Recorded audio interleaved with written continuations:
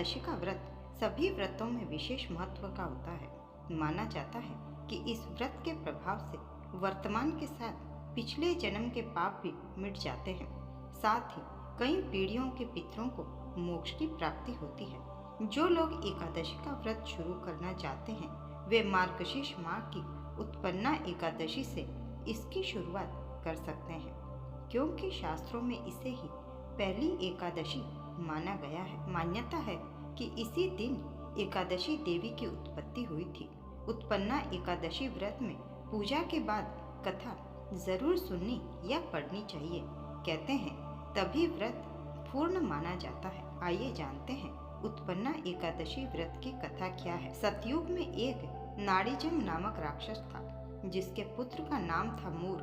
महापराक्रमी और बलवान दैत्य मूर ने इंद्र, वरुण, यम, अग्नि, वायु, ईश, चंद्रमा, नैऋत्य आदि सभी के स्थान पर अपना आधिपत्य स्थापित कर लिया था। सभी देवता उससे पराजित हो चुके थे।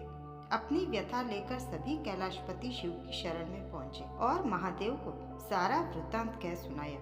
देवों के देव महादेव ने देवताओं से इस परेशानी के निवारण के लिए जगत के पालनहार, कष्टों का नाश करने वाले भगवान विष्णु के पास जाने के लिए कहा।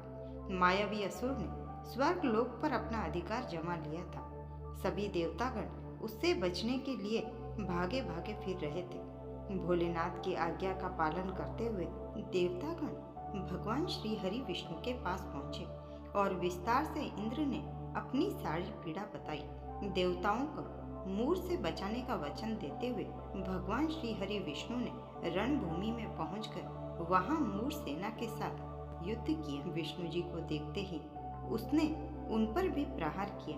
कहते हैं कि मूर और श्री हरि के बीच ये युद्ध 10,000 सालों तक चला था। श्री हरि विष्णु के बाण से मूर का शरीर छिन्न भिन्न हो गया, लेकिन वह हारा नहीं। युद्ध करते करते भगवान विष्णु थक गए और बद्रिकाश्रम गुफा में जाकर आराम करने लगे।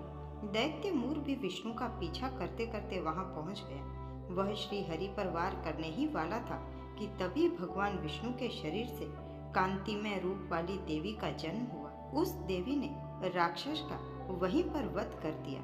भगवान श्री हरि विष्णु ने देवी से कहा कि आपका जन्म मार्गशीर्ष मास की कृष्ण पक्ष की एकादशी तिथि को हुआ है, इसीलिए आज से आपका नाम एकादशी होगा।